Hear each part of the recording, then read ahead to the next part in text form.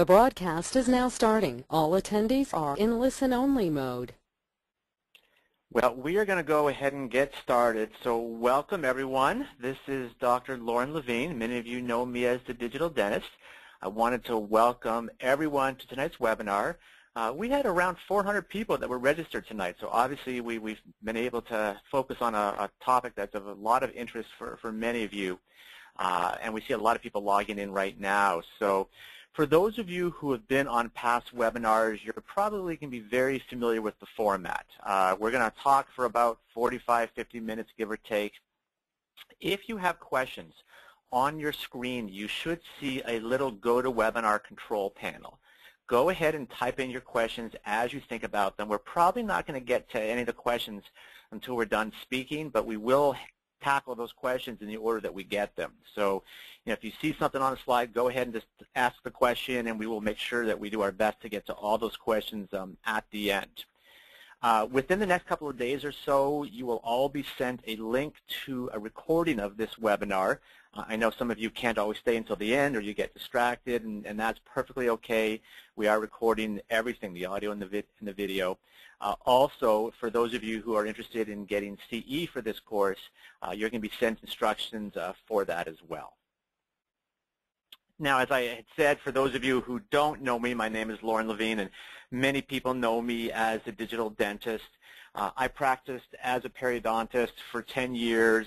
Over the last 12 years, I have focused primarily on IT issues, working on getting offices chartless and paperless and helping them with digital x-rays and their backup and all that type of stuff.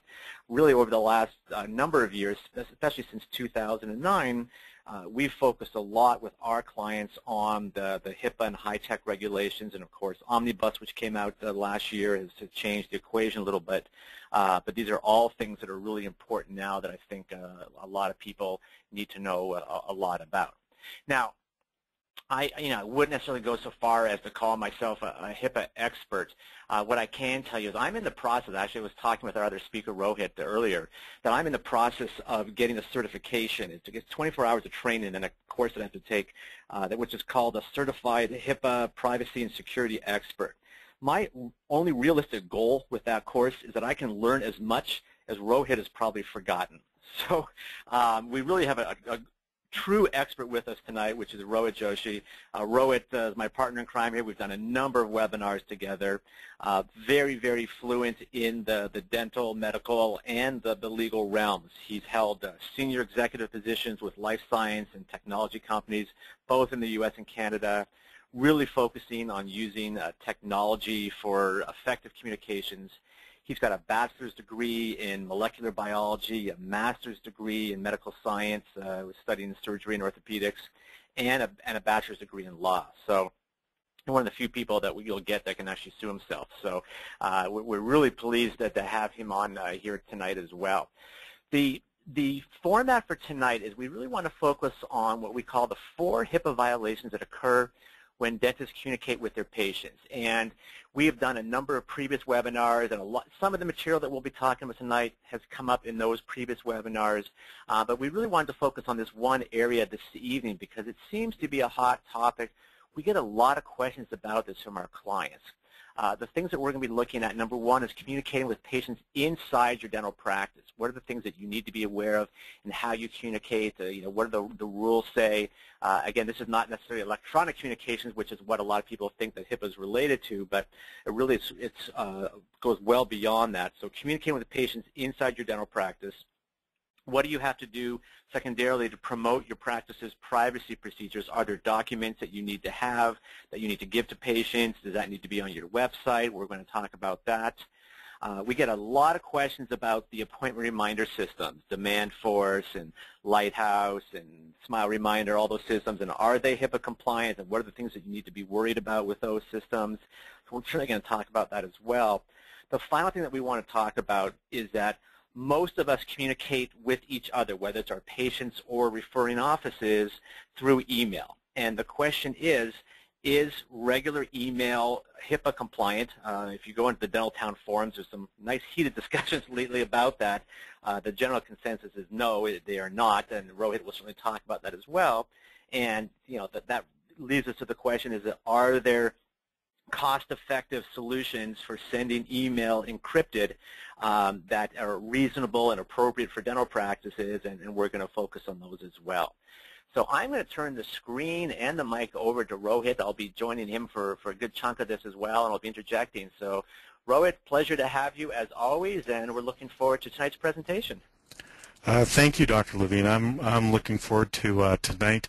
It's a little bit of a departure from what you and I have done before. I think that we spent a lot of time talking about colleague-to-colleague communication, how that works between a lab and a dentist. I think what's really interesting for me to explore with you and your listeners today is about how dentists communicate with their patients.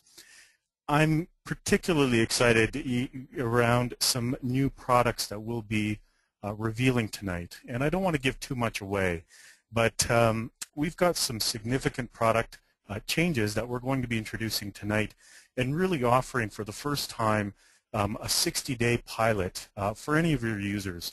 Now we're going to limit that pilot. We want to work closely with about 50 practices that are going to be given some pretty special attention getting up and running with some new advances that we've made in our secure mail technology, including the ability to connect to practice management systems and communicate with patients, which of course is the topic for tonight. So I'm looking forward to this evening. I think before I step into the body of the information, I wanted to let everyone know that we have done a number of webinars with Dr. Levine, and to be honest, it's been some of the most interesting questions that I ever receive are through webinars like this, where we can start to see how individuals that are listening to the webinar are interpreting the information, the challenges they have, and it's a lot because of those discussions that we've actually come up with this particular webinar topic. If you would like, we in the past webinars have created a package that is full of the Omnibus changes, and all of those items that you see there on the list in front of you, including a HIPAA compliance checklist, the compliance software checklist, a business associates agreement, and a number of other things that we are going to talk about this evening. If you would like access to those, we will send you a link to all of those things. Just enter series in the chat window or in the comments window in your GoToMeeting, and then Dr. Levine will get a list of those, and we'll be happy to send that out to you. So let's get started around some of these HIPAA discussions. As always, I like to start from the basics, and I think that I'd say that the attitudes around HIPAA, what I'm seeing in the dental offices and the dental labs, is starting to feel a little more accepting.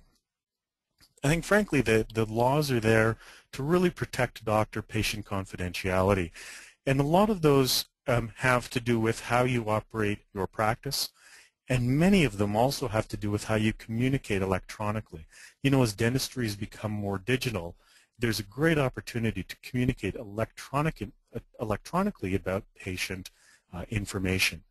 Well, we need to safeguard those just like you would safeguard your office. And the whole reason behind it is that we want to maintain within the office, within the dental practice, or electronically, you want to make sure that you continue to maintain doctor-patient confidentiality. So what are the many acts? Well, there's the HIPAA, there's high-tech modifications, there's the Omnibus modifications to the high-tech and HIPAA legislation, there's the HIPAA legislation in Canada. You know, as part of my pastime, I get to do research in the different jurisdictions, and I can tell you that the variations actually happen state to state, province to province in Canada. And so it's something that we have, that I've taken on really as trying to learn as much as I can. In addition to provincial and federal and state level and federal jurisdictions and legislation around privacy, what we also find is that there are best practices that are issued by dental organizations or other organizations, professional organizations that govern your particular profession. So there is, I would say, a whole host of things to learn about. At the basis of which, though, what we'll do is we'll talk about some of the most important things that you can concern yourself with inside your practice. Most of this information all has to do with looking at protected health information of the patient. And for that, the best way to think about it is any individually identifiable health information. There's about 18 different things that constitute individual identifiable health information.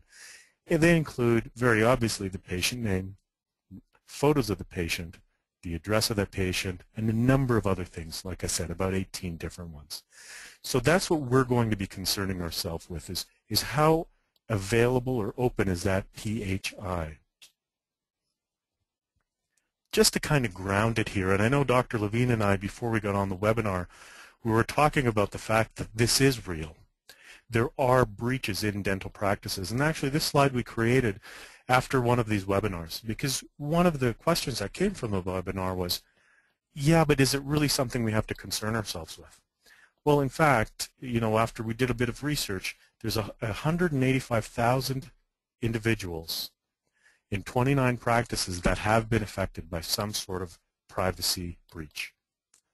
Now, this is an interesting slide because, you know, the other question that we get asked a lot, I get asked a lot certainly, is it's almost a disbelief. And there's a disbelief that, well, there's no HIPAA police that's going to come to my door.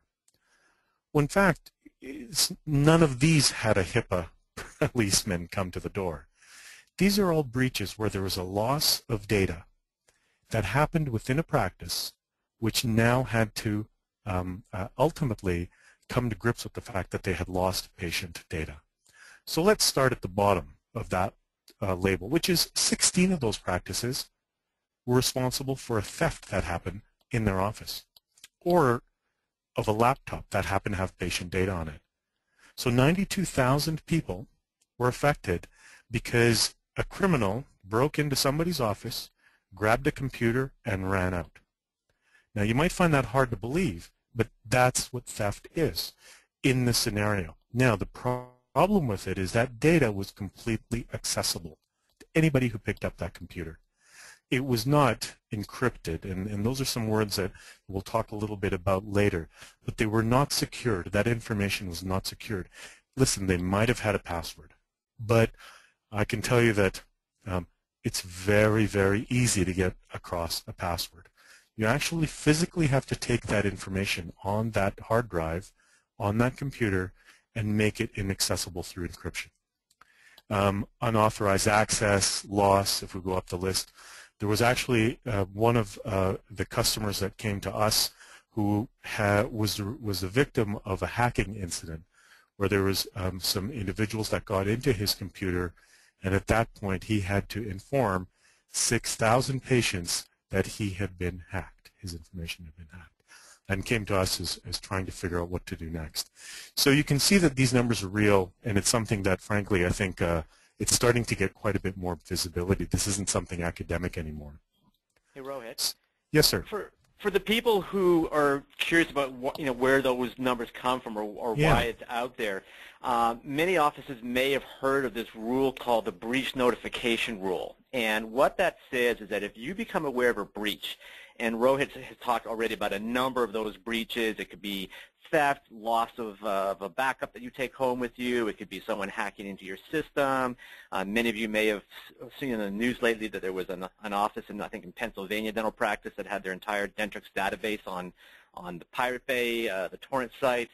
But the law says that if you become aware of the breach, there's 3 things that you must do.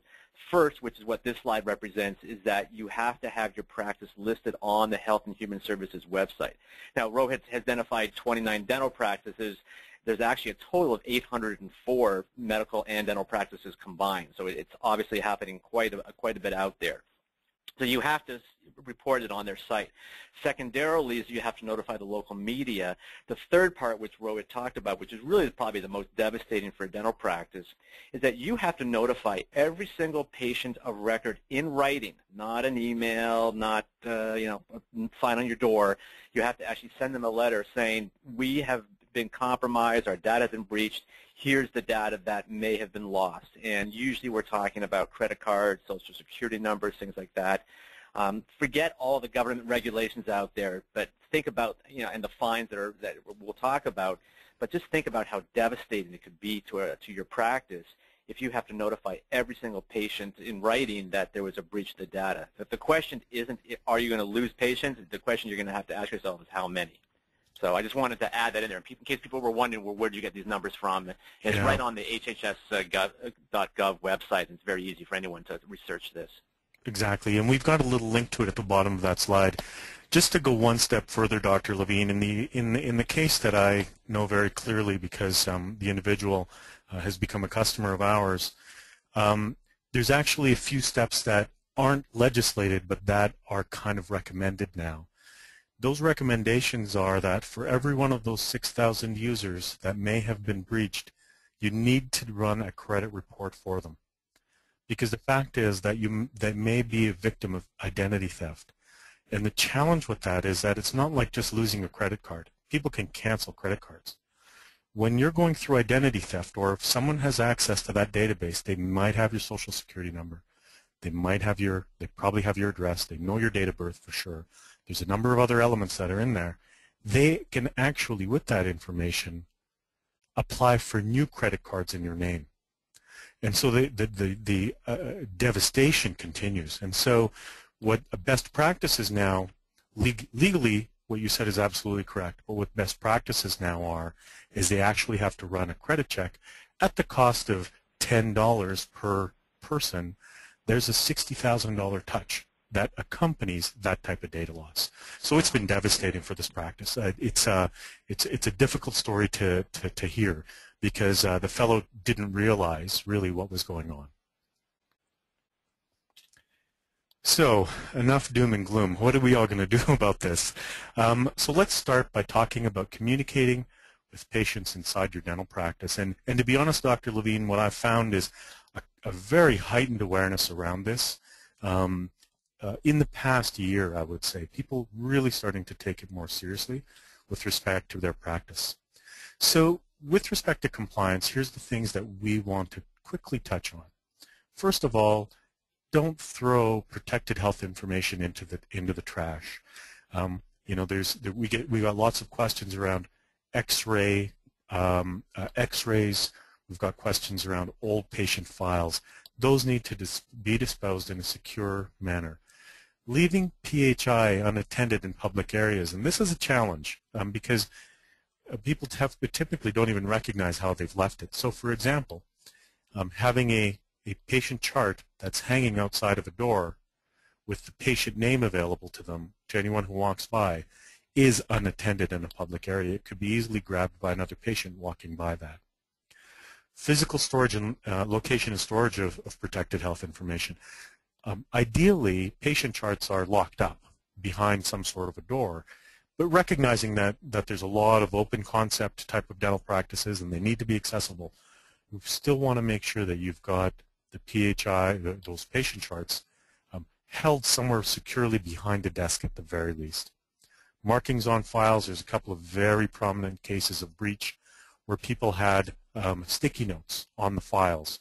And those sticky notes, once someone knew the code, they could identify all of the rest of the files because they could see who had which disorder. Location and access of fax machines, and this is one place that I have seen quite a bit of challenge in the practice, where any new fax machines or any fax machines, any information coming off the fax machines is available to everyone, to all the patients who are walking by. Location and access of computers and monitors, and I would say that, going back to the late 90s when I first started to look at HIPAA, this was one of the first things that people recognized that they needed to change. In the specific example that I was part of, they had the computer monitor that would face the hallway of a shopping mall. The dental office was in a shopping mall. And so as people walked by this window, they could see the patient names, and they could potentially see other information. So that, what was one of the things that we fixed by using privacy screens and changing the location and the orientation of the monitor. The other really challenging thing, and this is probably the subject of most of those breaches, is protected health information on mobile devices. If you have laptops or mobile phones or tablets or thumb drives, the USB storage, you need to be very careful. You need to have that storage device encrypted. And basically what encryption is a mathematical formula that will make that data inaccessible to people who just happen to grab that USB thumb drive or the tablet or the phone. One thing that I would add, which I think a lot of dentists are getting away from, are the sign-in sheets, where you had the list of all the patients that signed in.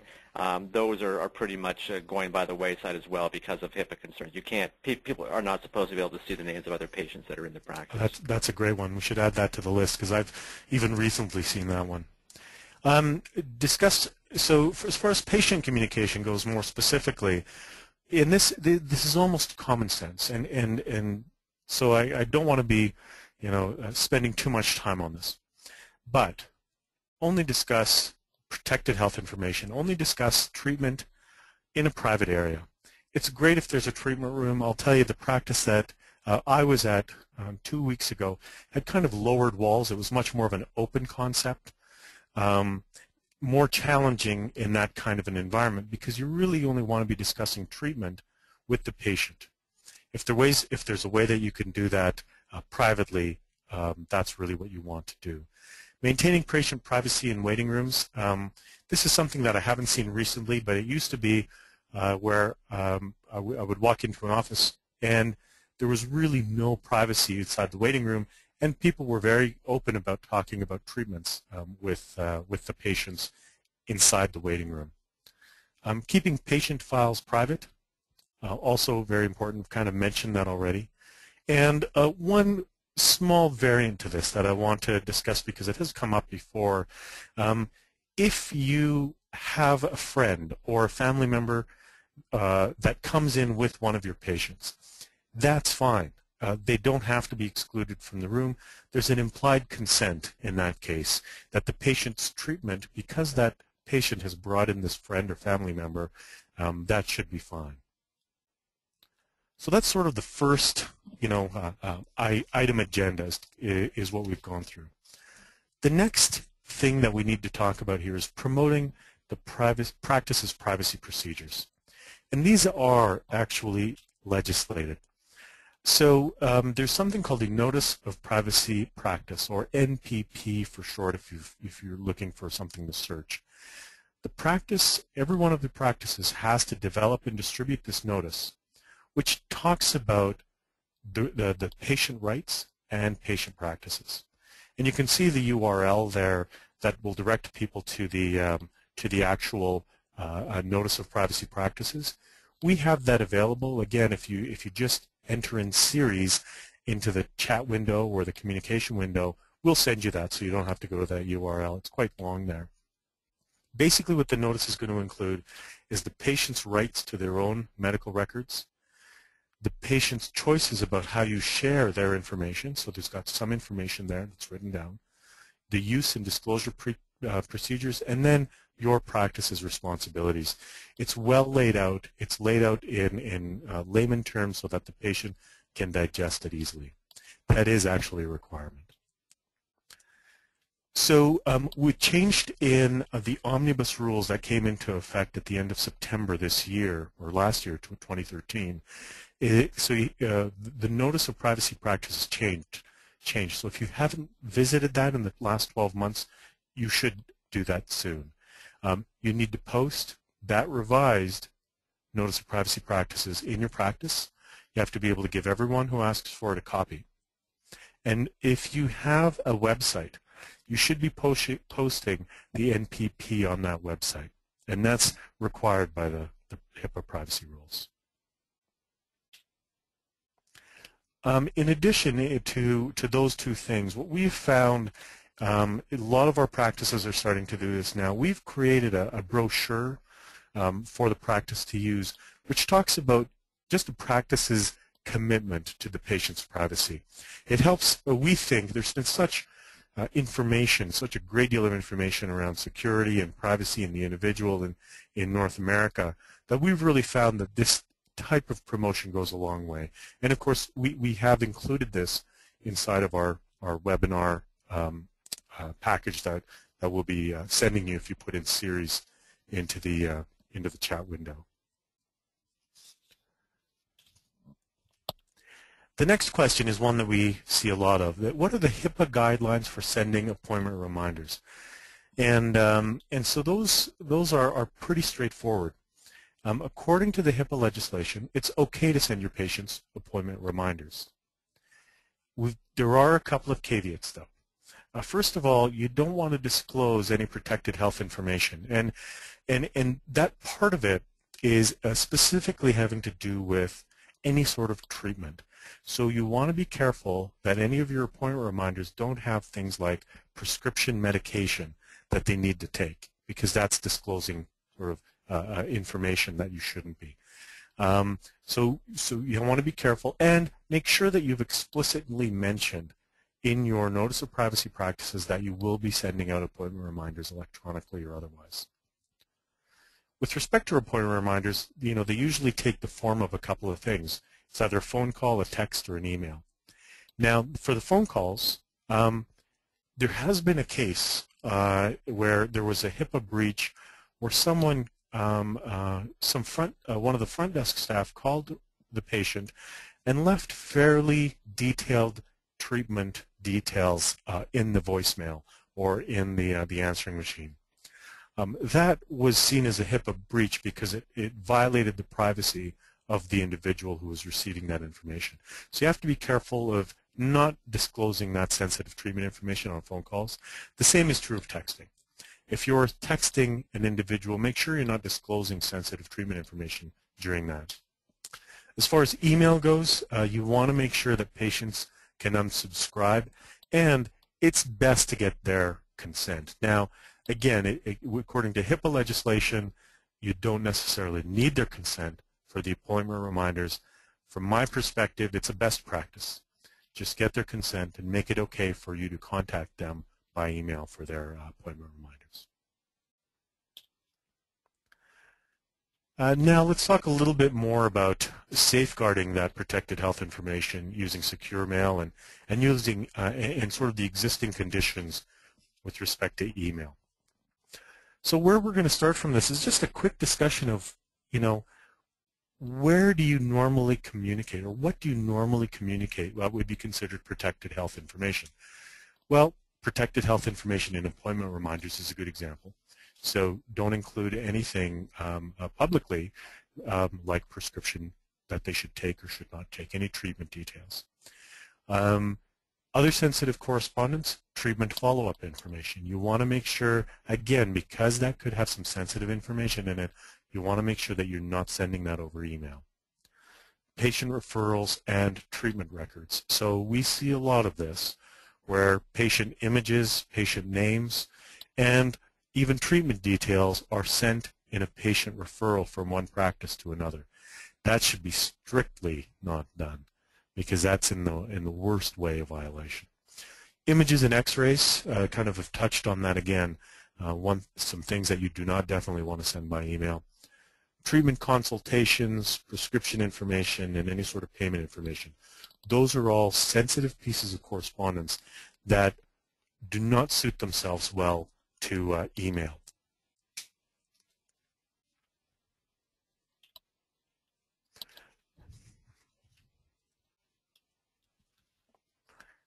And Dr. Levine, I'm having there's a delay. Okay, good. So the first question that we want to answer is, why is email not compliant? And I know, Dr. Levine, you and I have spent some time talking to people about the compliance of email.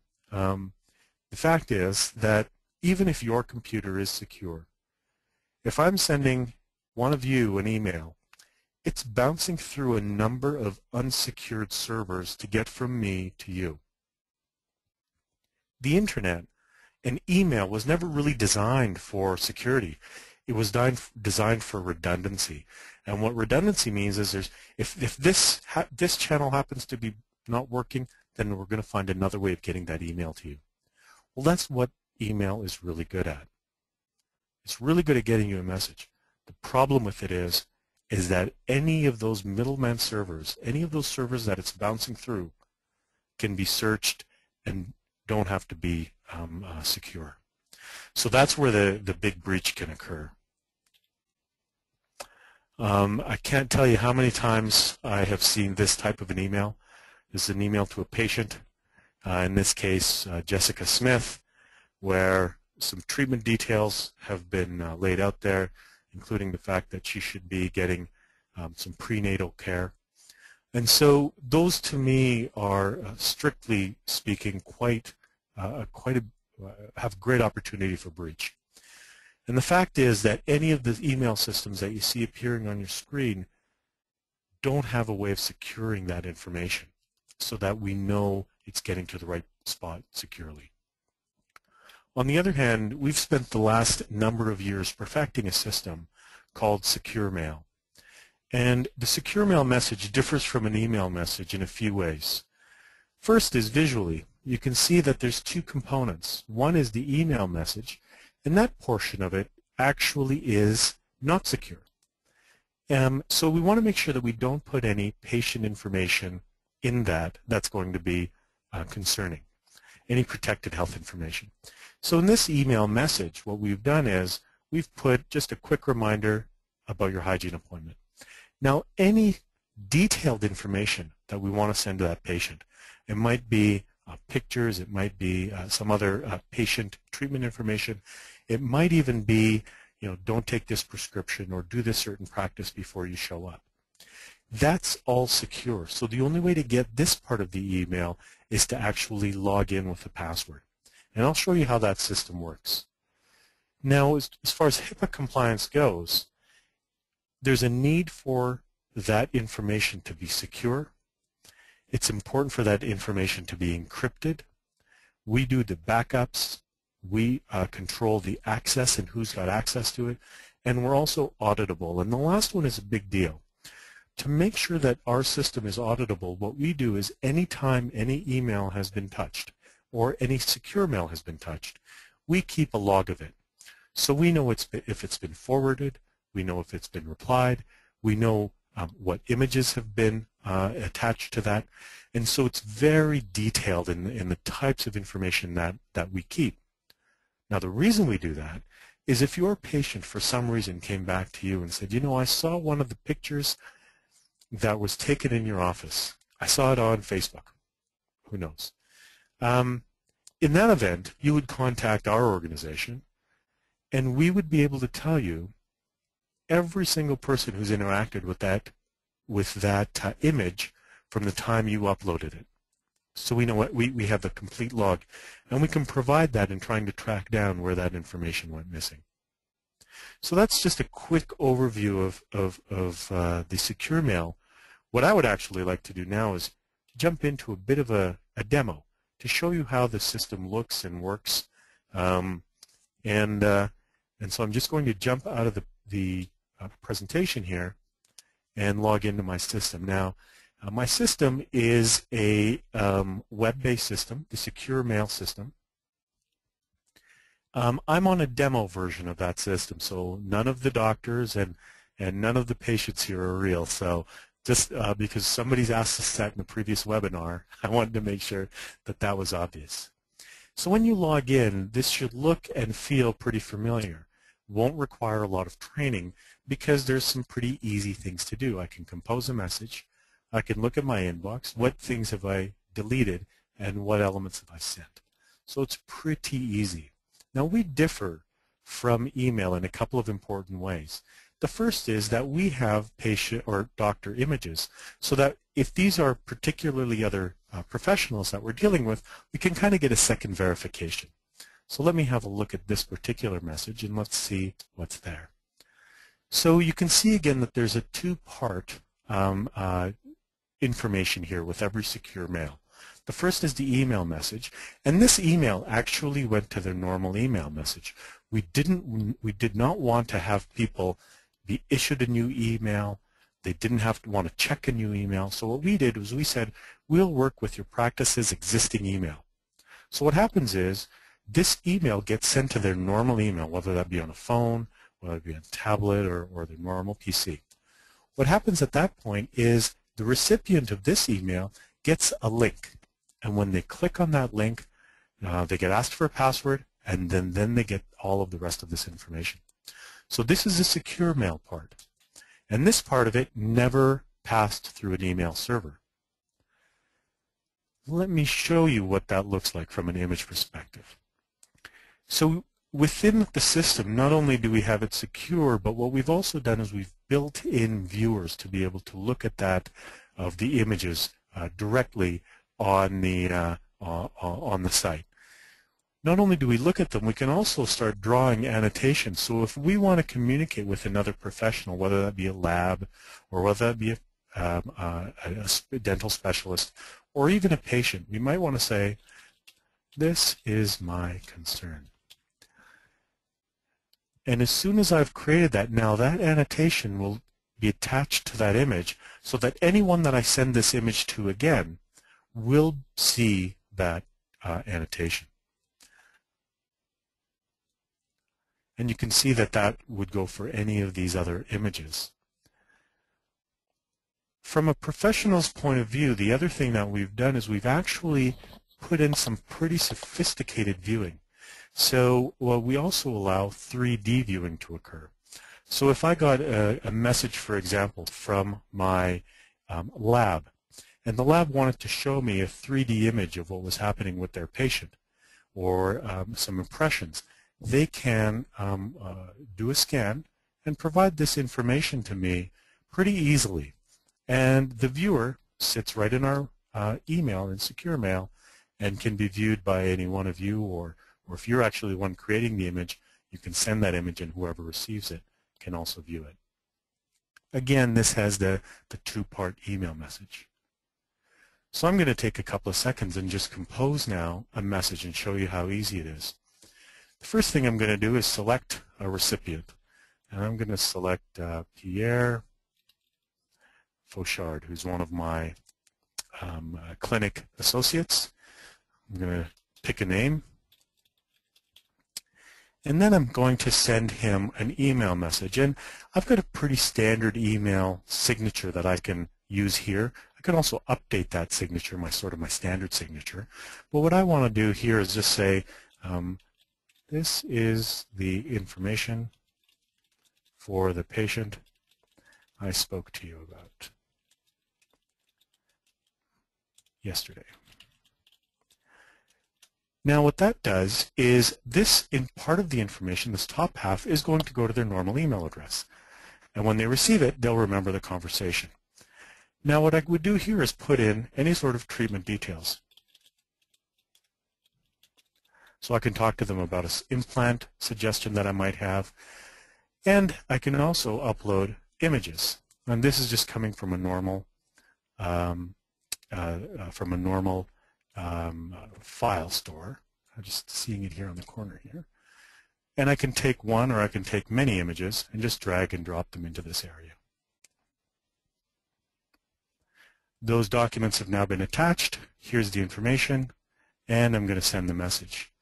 Now Pierre Fauchard will have received that message and now would be able, into his regular email address, he'll click on the link and he'll see exactly all of those images. He'll be able to annotate them, he'll be able to view them, and work with me again on that.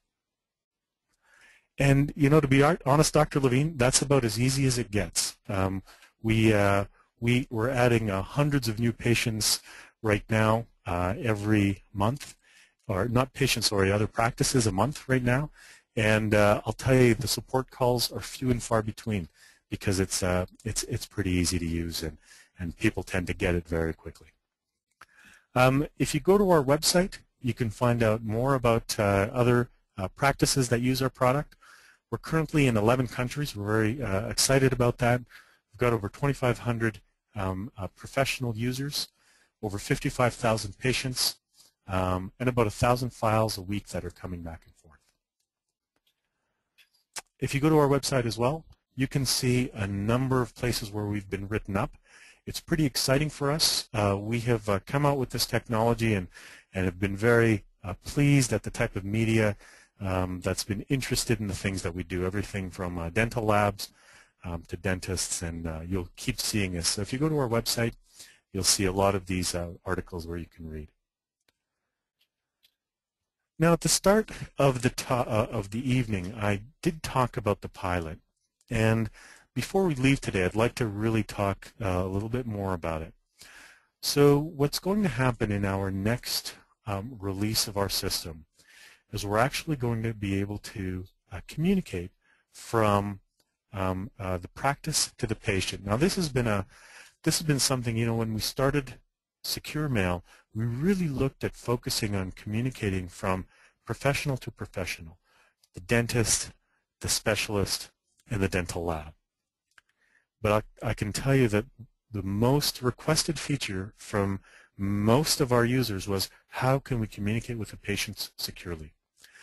So what we've done over the past number of months is developed a system which is secure and available to your patients. So there's going to be two big changes that we bring to the product in the next 4 and 6 weeks. The first is we're going to enable a practice management connection.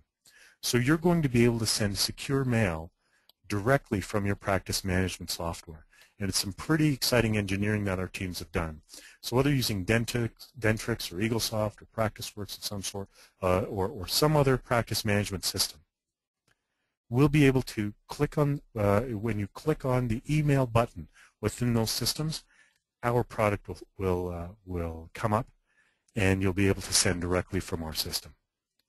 If you are interested in being part of that pilot, please enter pilot in the comment screen or in the chat area. We'll see those results, and we will at that point we will send you a private invitation to confirm your acceptance in the program. Like I said, we're limiting this to 50 practices. Once you receive our private invitation, you will get immediate access to a full subscription of Secure Mail. And over the next 60 days, we'll be releasing the Practice Management Connection and Patient Communication. Your credit card, although we'll ask for it to be entered, it will not be charged for the first 2 months of your subscription, and you can cancel your subscription at any time. What we're interested in is getting some first-hand reviews from people like you that are on this call, so we can make sure that we've done what we need to do to make the product work.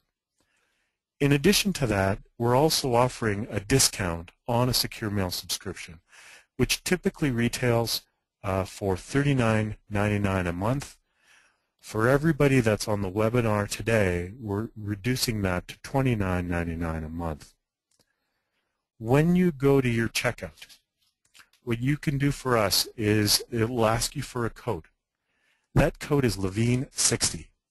And so when you enter the code Levine60, you will receive 2 free months, and you will receive the $29.99 rate. But again, just so we're clear, you can't go to our website and do that today. This is a by invitation only.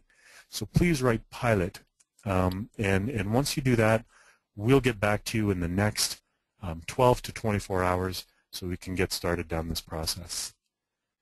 And Dr. Levine, that's about what I wanted to cover today. How'd we do for time? We did great with time. It's interesting because when you put up that first slide about the pilot, we had about 4 or 5 people that put pilot in, and that was a good 5 minutes before you told them to do it. People were smart. That's great. Well, you know, as I said, you know, I value, we've had such great response from the webinar attendees when we've done this over the past, I guess it's been about 6 months or so, that we felt like this was a great audience to get started with this program. And we're quite excited about it. Great. Well, don't go anywhere because we have a bunch of questions for you. There's a few things that I'll probably tackle, some things for you to tackle as well. And so if you're ready, we're going to go get started. Let's get started. So one of the first questions we had, and you had kind of touched on this a little bit, about discussing treatment with patients when you don't have a closed environment. Certainly a number of ortho-pedo practices have those open bays, and you know, what do you recommend in those situations? What we've typically recommended is, you know, maybe you can have, you know, strategically located music and speakers to try to, you know, muffle the transmission of the sound, or ideally if you've got a consult room, you can take them in there. But any other advice to give in regards to that? Yeah, it's pretty. I think I've seen a number of those practices as well, and I give very similar advice, Dr. Levine. Speaking quietly, and making sure that it's as secluded as you can be. I think that the best scenarios where there is a consult room, to be able to borrow that room for 5 minutes at a time is terrific, or 10 minutes at a time, whatever that consult takes. But it is a challenge. I think as long as the practices understand that there's an issue, that everyone in the practice understands that, it should be okay. It's a bit weak for me to say that, but it's the best that the practice can do. Now, I can tell you that I was in one of those practices recently, and I, as a complete outsider, was sort of observing what was going on, and I knew quite a bit about one of the patients that was sitting, not that close to me.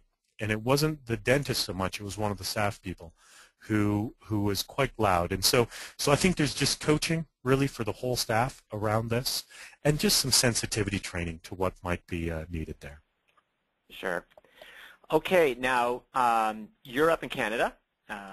You're Canadian. I think I'm Canadian. Yes. Any major differences in the laws with HIPAA as it relates to HIPAA? The concepts, I think, are obviously relatively similar as far as privacy and security, but anything that you're aware of that's completely different in Canada versus the States? No, in fact, what I see here in Canada is it's actually not as prescriptive. With HIPAA compliance, it's very prescriptive what people need to do for encryption and backups and logging and. Whereas the Canadian laws haven't taken that step. We, for our software and the purposes of best practices, have taken that. But the Canadian laws are not as prescriptive. What's different in Canada, though, is there are professional bodies that are very prescriptive. So even though it's not legislated in HIPAA, what you'll find is these professional dental bodies that are very, very clear about data encryption, about making sure that there's backups, about what to do with your patient files when you're ready to dispose of them, and so on. So while it's not the same regulatory regime, I think it's very close to the same standard that would be applied. Okay. We have a couple questions here about Gmail, and I thought maybe I would tackle this a little bit, and then you can chime in or let me know if I'm completely off base here. Because some people said they heard that Gmail is now HIPAA compliant, and my comments on that, a lot of people are unaware of the fact that there are actually two different Google email services. There's the regular Gmail, which most of us use, which is a free service, and then there's something called Google Apps. One of the things that's basically mandatory with any type of email provider that you work with when it comes to protected health information is that you have a business associate agreement in place. That eliminates the free Google account completely right off the bat. Also, any of you who ever use Gmail are perfectly aware of the fact that you click on an email and all of a sudden there's ads that pop up on the right side that look vaguely familiar to the content of your email, and that's because you've given Google permission to present ads to you that related to your content. So obviously it's not encrypted, and if Google can read it. As far as so the Google Apps does have a business associate agreement, but there's really a lot of debate out there in the community about whether the encryption that Google uses would meet the criteria. For those of you who, it's beyond the scope of this webinar to go in there, but if you go to, there's a website, and I don't have the URL, but if you go to Google and type in 5 big myths surrounding computer security. There's a great article there. It's called Beta News, and they talk a lot about what's called TLS encryption and the fact that Google, it might be encrypted on one end, the recipient typically is not on the other end, and really both ends have to be encrypted. So that's my take on Gmail, that the Google Apps is the only one that's even close to being HIPAA compliant, but really most people don't necessarily really consider it to be the case. Is that your understanding as well? Yeah, there's a couple of things that I'll add to that. Yesterday, in the Canadian news, the Canadian Privacy Commissioner is actually taking some action against Google because, for the very reason you mentioned, Dr. Levine, it's reading your email. And and people's prescription information, and it's reading all of that, and lo and behold, it's selling that information to advertisers. So that if, for example, if you've got a blood chart that happens to tell you you have high cholesterol, don't be surprised to see a Lipitor or a Crestor ad that pops up. The problem with all of that is that it's breaching privacy rules. And so the Canadian Privacy Commissioner is now involved in an analysis of the Gmail service, which is very, very interesting for us, because we've known for a long time, you know, my Gmail, my free Gmail account, I have lots of advertisements of new dentists in my area who might want my business, so I know for a fact it's reading it. Now, having said that, there is this concept now of Gmail or Google actually being able to sign a business associates agreement. I agree with you. There is a lot of uncertainty around that, and part of that is because if I'm on a Gmail address, or if I've actually purchased my account, I might be on a different address, but if I'm using the Gmail service, my recipient would also have to have signed a business associates agreement, and the recipient would also have to be on the same Gmail service in order for that communication to be sanctioned. I don't think that's possible right now. So it's something that I'll tell you I've been trying to dig into. There's a lot of questions about it. Yeah, I would agree. Okay, another question that I think I'll tackle for this one, and you can add anything. How do I get my computer data encrypted? And that really is going to depend on the operating system that you're using. As an aside, many of you will probably still have some older computers in your practices that are running Windows XP. As of April the 8th, you would not be considered to be HIPAA compliant. April 8th is the deadline for Microsoft to support and patch Windows XP. Once that date passes, any XP computers that you have are not considered compliant, in which case your entire network's not compliant. As far as encryption goes, it will depend on the operating system. If you are lucky enough to be running a server that's running Windows Server 2008 or 2012, and if you happen to have any computers in your office that are running Windows 7 Ultimate, not Professional or Home, but Ultimate, or any version of Windows 8, there's a built-in encryption program called BitLocker, which is actually quite good. It would meet all HIPAA requirements. It's free. That's probably your first option.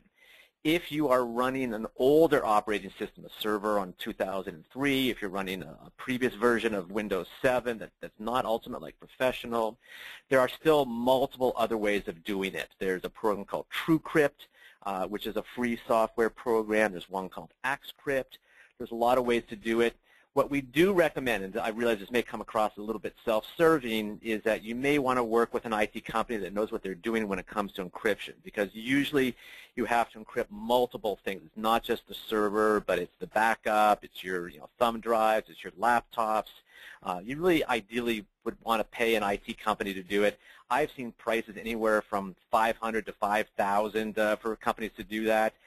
We happen to charge around $1,000 for it. I think it's a fair, because it usually takes us anywhere from 6 to 8 hours of time to do it, depending on how many computers they have. But that is certainly what I would recommend, is that you have a number of encryption options available to you. Did you want to add anything to that, Rohit? Or? Yeah, just that encryption is probably the first and most important thing that you can do for your data that's sitting in your practice, and not to just think about your own computers. You want to think about any USB sticks that someone might have sent you that has patient data in it. Those need to be destroyed or erased, or somehow or another get that patient information off of it, because that's where most of the breaches are occurring.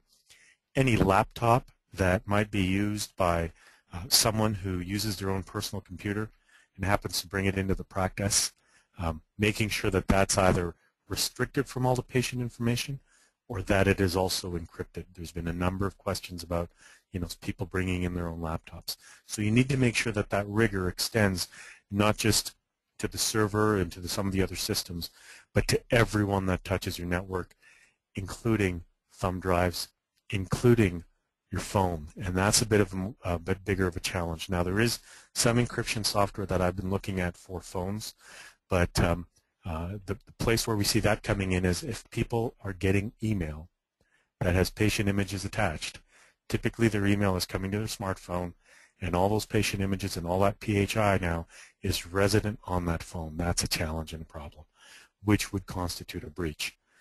So just adding to a couple of different scenarios to what you've already said, Dr. Levine. Yep. We've got so many questions here. I want to make sure we try to get to as many as we possibly can. How do we communicate with a specialist who we want to refer to without violating HIPAA? And I would certainly say, the secure mail system that Rohit's talking about tonight, his company, Bright Squid, they also have a fantastic web portal, which obviously is a different way of handling it, but we definitely recommend that you consider some type of encrypted email service to communicate with your specialist or some type of secure web portal. And I don't know if you wanted to add to that at all. No, that's exactly what we would recommend. We have thousands of messages going back and forth. Most of them are happening because of two scenarios. One is the dentist sending referral to the specialist. The second is the specialist communicating back with the dentist about patient progress and any sort of discussion that's happening. So we see a lot of that type of communication. Okay. Another question here, which I'm happy to tackle, but what about remote access to the software? Is that okay to use? A lot of you probably log into your office on evenings or weekends to, if a patient calls up and you want to check their records.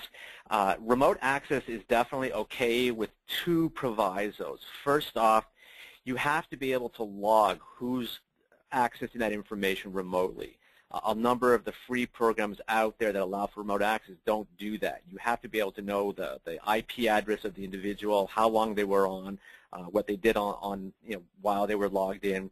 That's critical. The second thing is that it has to be set up to auto log off. That if somebody logs in remotely and forgets to close that connection, you have to be able to have something in place so that it's going to log them out. We typically will use a program called VNC for a lot of our clients. It's called Virtual Network Computing. The pro version of LogMeIn, logmein.com, would certainly be adequate for a lot of practices as well. Okay, we got a lot of questions here about the notice of privacy practices. I'm going to sort of hit these a few times. Does the patient need to sign the NPP? No, it's a one-way sort of it's the practices principles, and so it's really a one-way communication. Now, in addition to that, we often get a lot of questions around what type of consent is required, and so you should be taking patient consent for sending them an email, for example, and making sure that you ensure that you're using the right email. As most of us know, multiple people might be using a family email.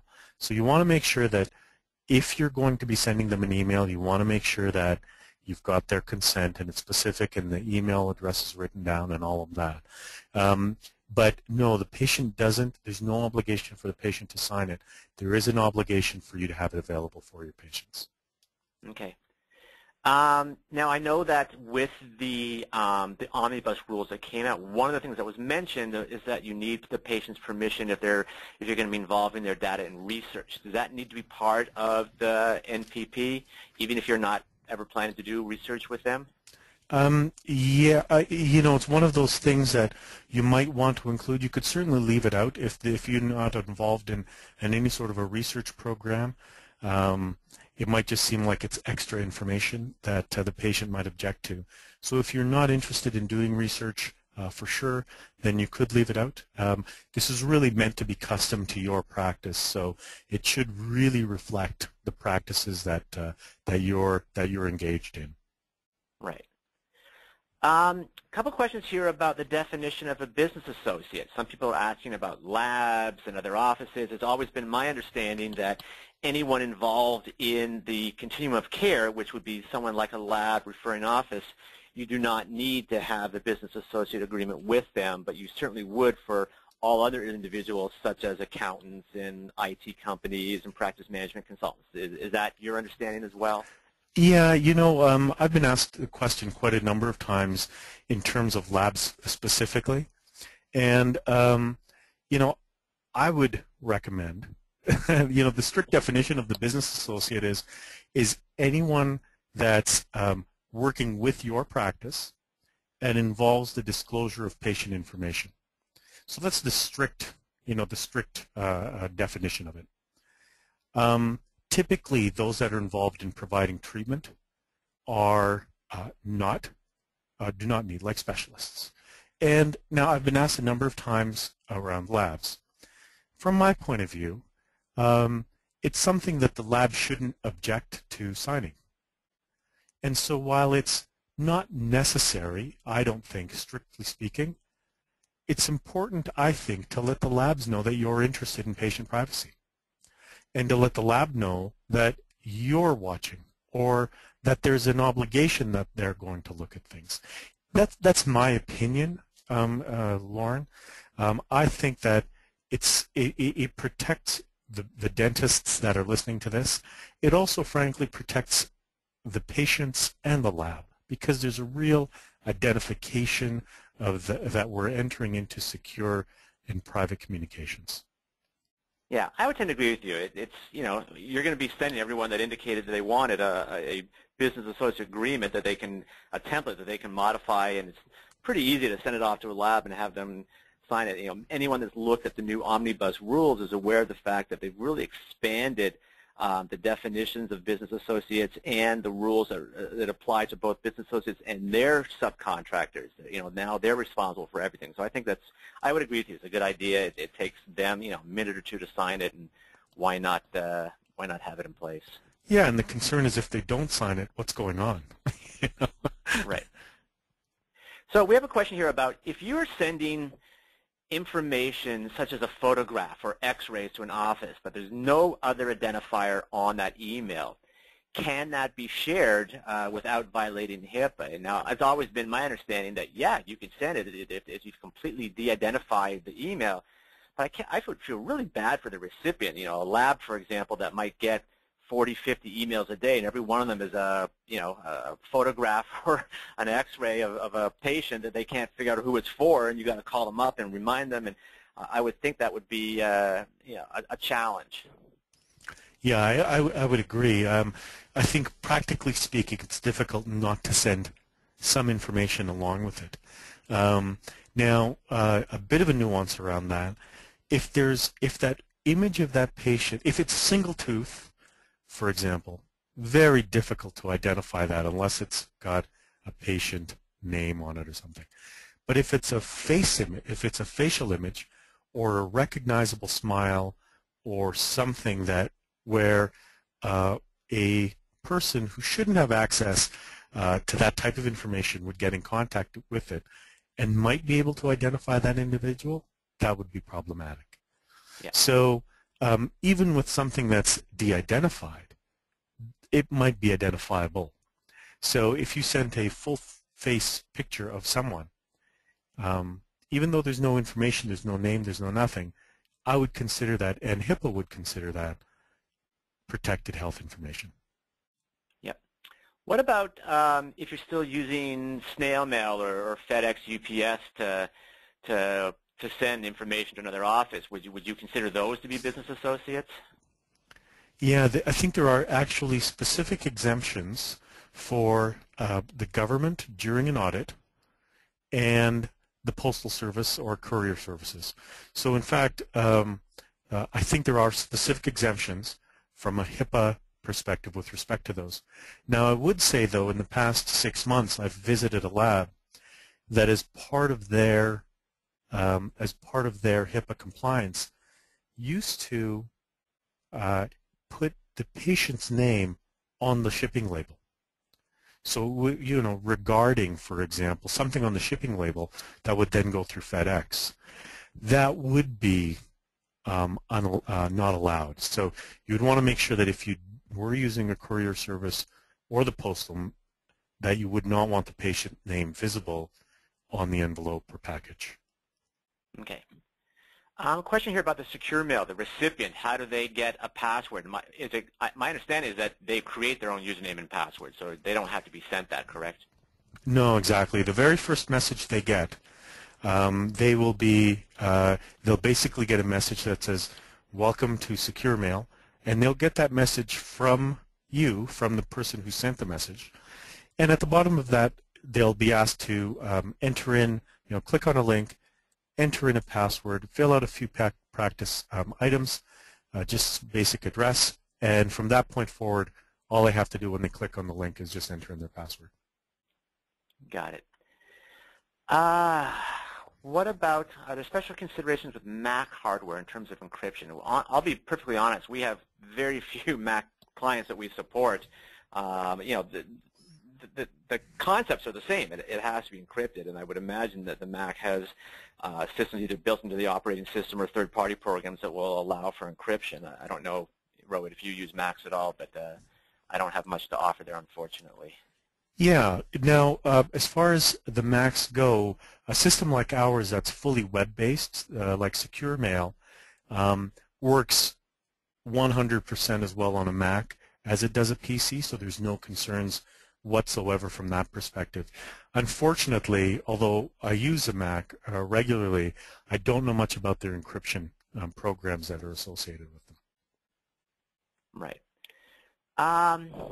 What about using fax? Can we share patient information via fax with, if you have an appropriate cover letter, for example, for labs or other offices?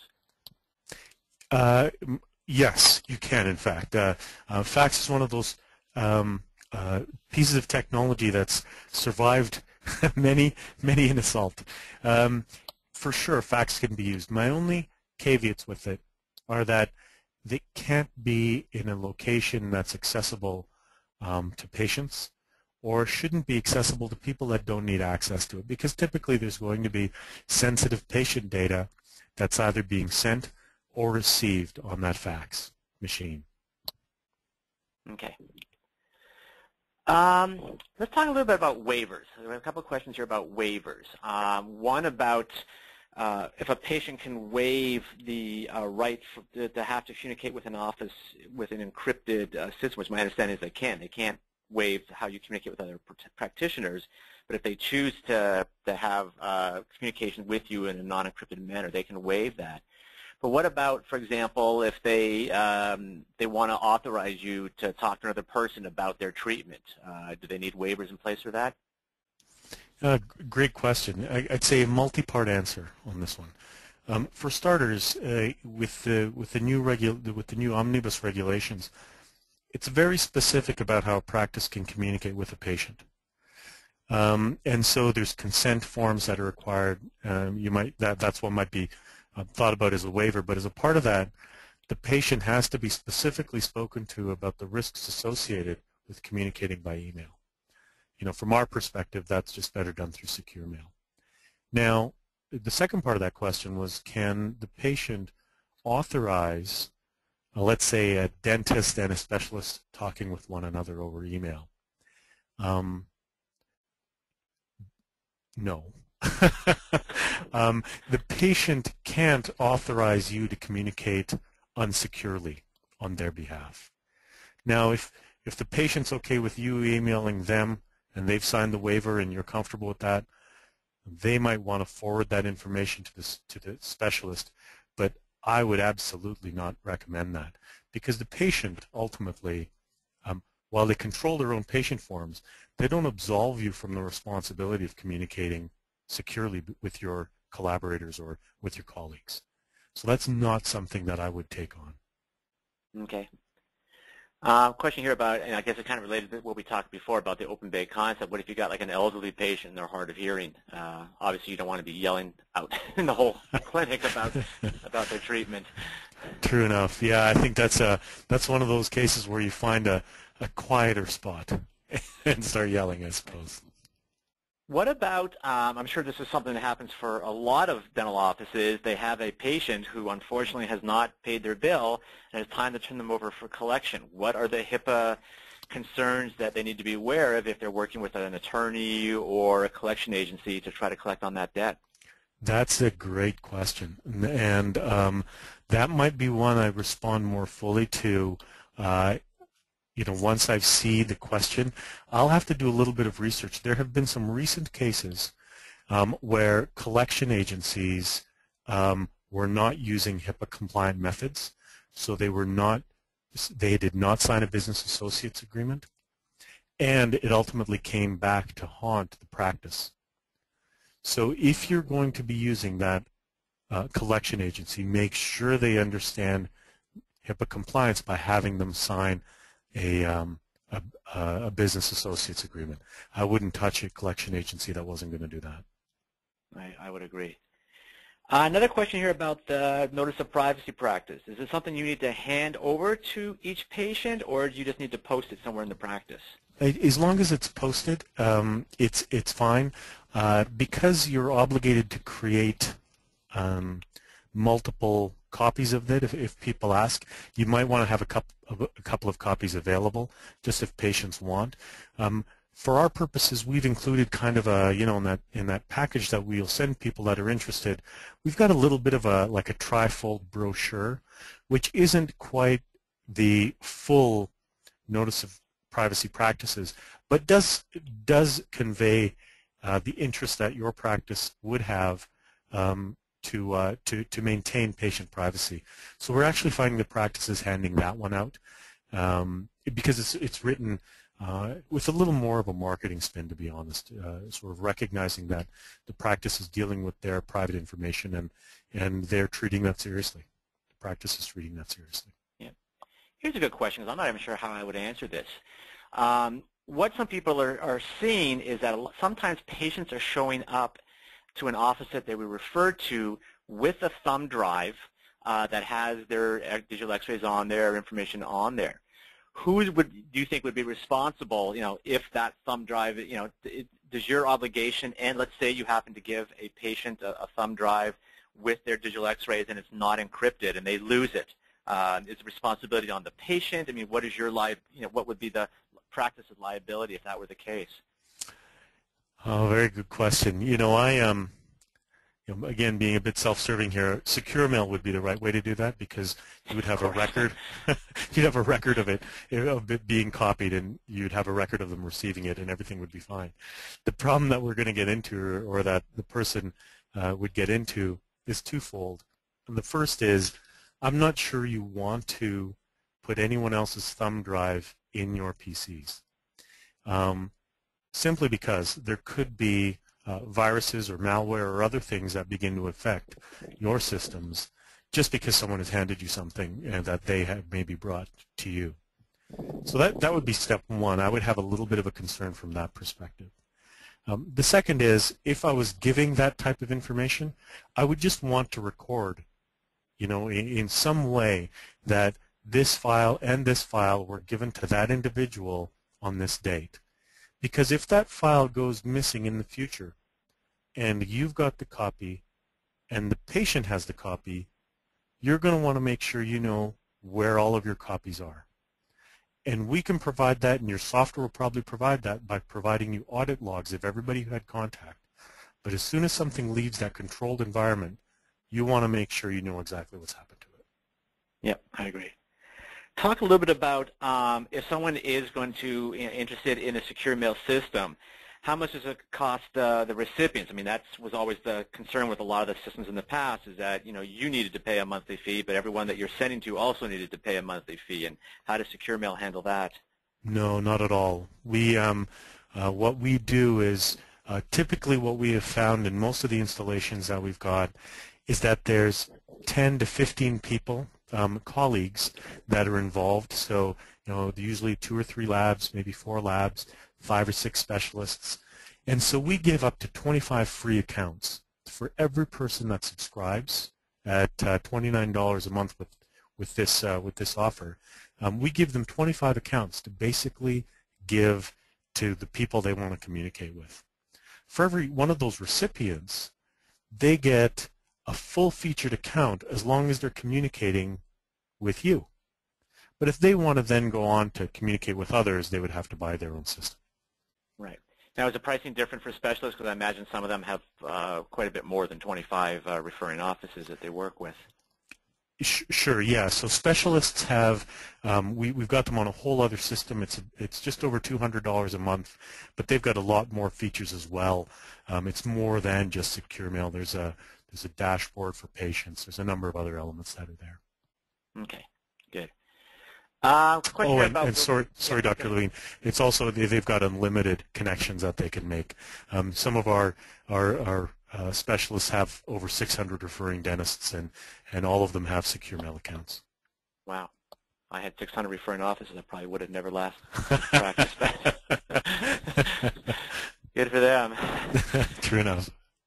I know you had touched on this a little bit. Can you just reiterate if there are any HIPAA risks with using Lighthouse or other reminder companies? Typically, they would have to meet HIPAA requirements as well, correct? Yeah, you'd want to make sure, for example, that you have a business associates agreement with them because they are handling your patient data. But, you know, all of the companies that I've come in contact with do a very good job. They're as concerned as we are from our perspective. Their whole business relies on their ability to make sure that they are HIPAA compliant. So certainly, you know, the Demand Force and Smile Reminder, I guess Solution Force now, Lighthouse, all of those companies are very reputable, and I think would take HIPAA compliance with very seriously. You still want to make sure that you have a business associates agreement with them, but I don't think there's much to worry about. Yep. Question here about, are there offices using patient ID numbers instead of names when sending images to other doctors or labs? My concern with that is that, number one, I mean, typically an ID number is created by your practice management software, so it's going to be unique to that software.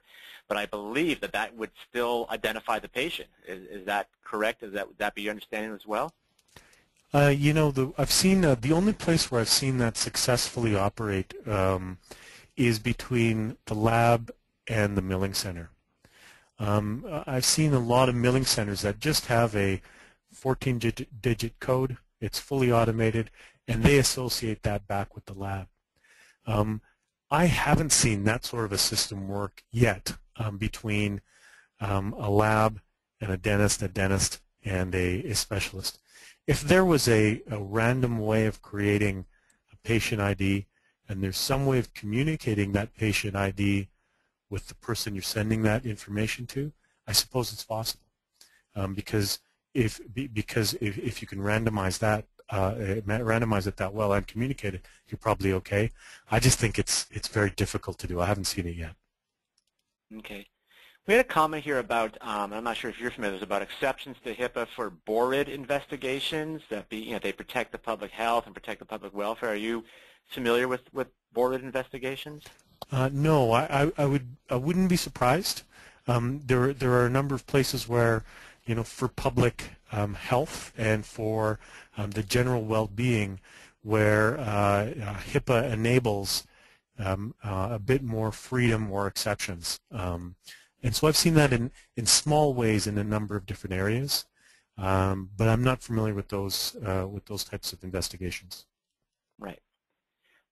What about sending postcards? Would the same basic rules apply, that if you send a postcard, we're reminding you for your appointment, not we're reminding you for, you've got a root canal coming up on this day? Is that something you'd recommend as well? Keep it pretty generic? Absolutely. Keep it generic as possible. You don't want to include any sort of, we heard you're having a baby and we're concerned and therefore want to investigate you and have a prenatal exam. You don't want that sort of information. We don't want, even treatment, the night before a large implant procedure, there's going to be specific treatment protocols that the dentist may want to keep the patient to. You don't want that in appointment reminders. You want to make sure that that's all secured because it's quite, details quite a bit of treatment information within that. Yeah. A question here about having names or addresses on the outside of charts. I'm not sure how you can have a chart where you don't have the name on it. I know you had mentioned, and I would agree that, when I was in practice, for example, if someone was HIV positive, they'd have a big red sticker right by their name, which obviously you can't do anymore. But are there certain things that you would say they should not do as far as, what information is on the outside of the physical chart?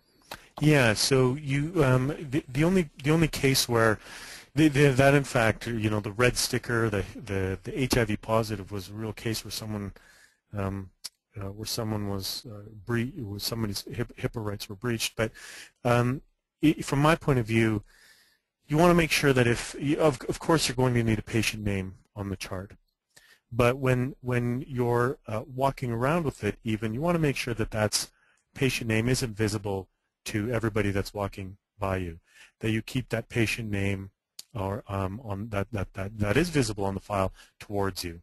So it's small modifications for that. I wouldn't do much more than patient name. I wouldn't identify certain treatments. I wouldn't put stickers on them, because there have been specific, you know, issues where that has happened and it hasn't gone well. Okay. What about if you typically send out texts to patients to remind them to take their pre-med, for example? Should you kind of genericize that as well, that just reminding you need to take your medications, or, you know, are you potentially running into risk if you say, you know, remind you to take your erythromycin or your doxycycline or whatever before the appointment? Yeah, I wouldn't be mentioning medications by name whatsoever. So I think that's where, you know, some sort of a secure method is more important. Certainly that they should take medications or take the steps they know they should. You know, so there's probably the best practices in terms of how to communicate that. But I wouldn't be mentioning a list of medications. Okay. What about these are some great questions here. What, you know, some practices, what they'll do is if they're making dentures for a patient, is they'll put the patient's name, you know, into the denture, that it's like a little, almost like a little label or something, so that the patient knows it's theirs. Any HIPAA concerns with something like that? Yeah, I don't think so. That's an interesting one. I have to think about that. That's a new one on me. I don't think that is, because it's you know, it's going to be worn by that patient. And really in the control of that patient for most of, for almost all of the time that denture will be around. So I don't see concerns at all with that, because it's very patient-centric and really under their control. Yeah. Someone just chimed in that actually in certain states, it's mandatory that you have to put the patient name or, you know, the ID in some type of removable appliance like that. Right. Interesting. Well, that's very interesting. I haven't heard that one. That's a good one. Yeah. Here's one that's kind of a good question. I think I already know the answer to this. Is it a violation to tell a patient that another patient also comes into the practice? Oh, yes, I would say, yeah, that would not be a good idea. Oh, yeah, I know you. You know, your friend so-and-so comes here. I would probably say that's not a good idea. Not a good idea, yeah, at all. Yeah. Okay. Let's just see. Now, this is an interesting question as well, because how are HIPAA violations complained? My experience has been that it typically comes through the Attorney General.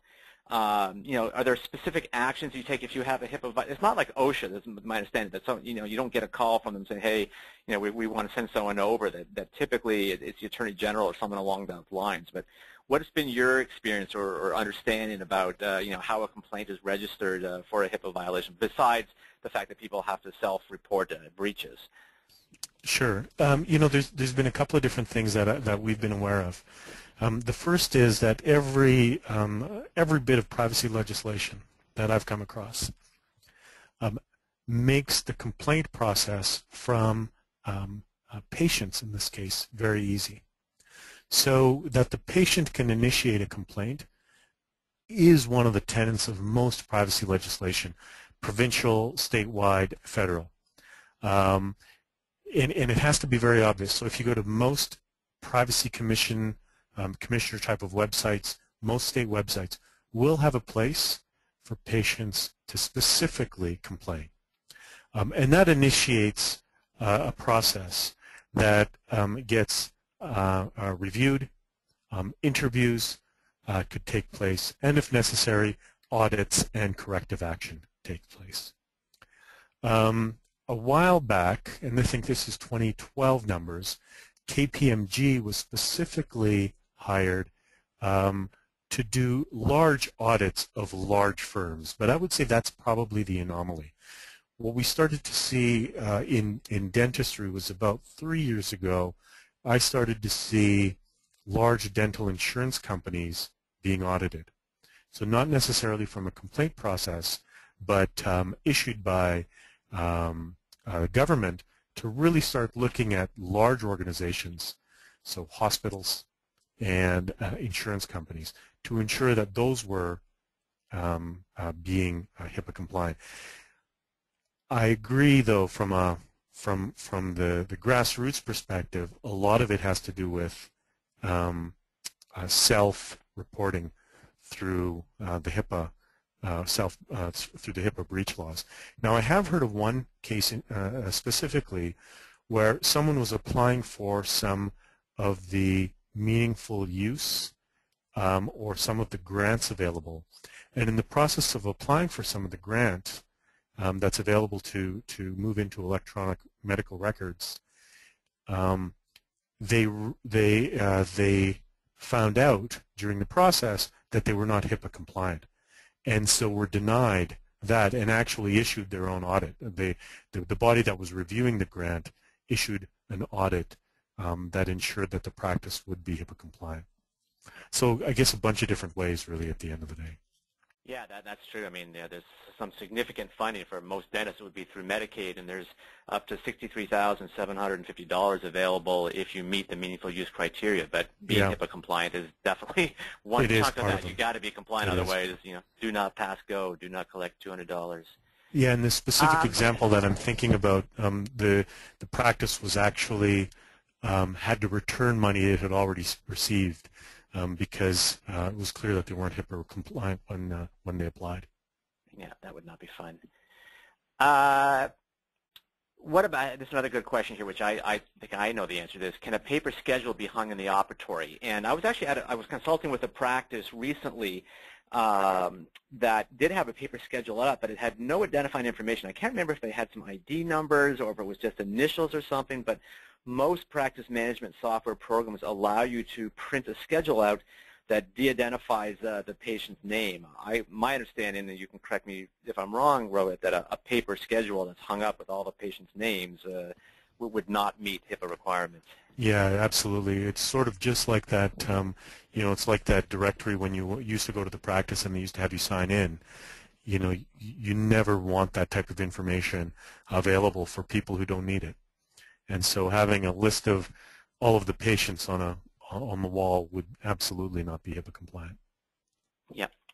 Well, we are running out of questions and running out of time. So I want to thank you, Rohit. These webinars are always very well attended. We typically do not end up early ever. We usually get tons of, you and I always talk about, well, I hope we get some questions and it keeps it interesting. And we've never had that problem in 5 or 6 webinars. I would certainly encourage people that look into the secure mail system. I think this pilot program that Rohit's got is fantastic. That's one of the biggest complaints we've seen from our clients, our customers, is why does my practice management software not have a built-in email module that's secure?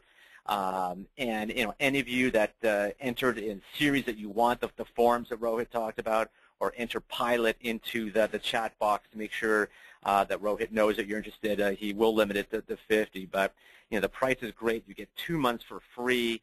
They're not going to charge your credit card. You're giving them feedback. You can tweak it a little bit to make sure it fits your needs. But we have a number of our clients using the secure mail system that they love it. It's easy.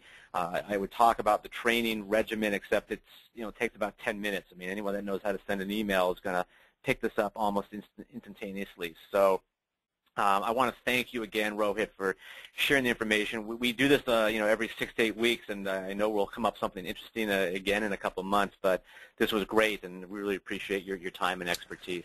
Oh, it was my pleasure. It's always I always learn something during these as well, and I think we had some great questions today that I'll be thinking about as I'm responding to them. So all good. Thank you very much again, Dr. Levine.